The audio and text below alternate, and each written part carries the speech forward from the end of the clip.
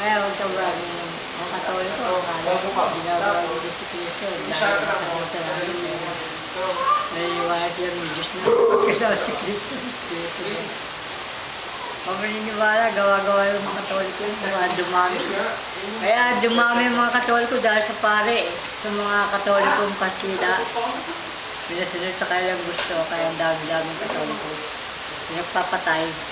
Pag hindi sumunod, papatay yung mga Kastila. Kaya dumadaming Katoliko dahil sa mga Kastila, mga Katolikong Kastila. Yung mga nababasa sa amin, yung Mall Magtangiles, yung istorya ng mga Katoliko.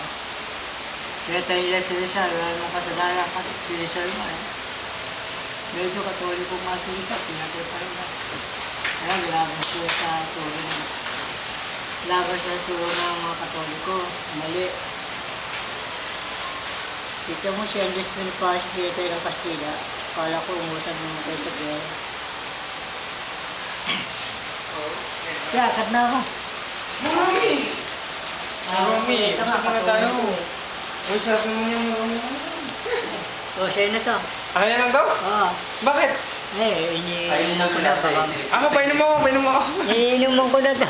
Mahawa ka. Ano sakit yung mga Romy? Wala akong sakit. Malakas yun sa mga Romy. Mga Romy, talon! Ha? Talon ka nga, talon. Ako, marunong ko magkarate eh. No? Sige, sige. Patingin nga. Diyan. Ganyan o. Okay, sige. Ho! Ya. Wah. Ay, Kala ka na! barati kang sipa. Ayaw na tangga ko yan. Sipa. Ganun. Oo, yun. Iilag ko lang. Alam mo, kakarati na yung bigla. Iilag ko lang. Tapos yung pahawakan Bilis, mo. bilis. Susundo ka dyan mga Romy. 1, 2, 3. Oh! Oo. Ganun. Kapag nagtiro yung Pacquiao, kaya marami na. Laban na naman si Pacquiao. Pag laban yung Pacquiao, Sige mga Romy, kumain ka na. Bye, Mang Romy! Basta kayo ng gutom. Umuwi dyan. Ang gulo niyo, ano niya, liig niyo.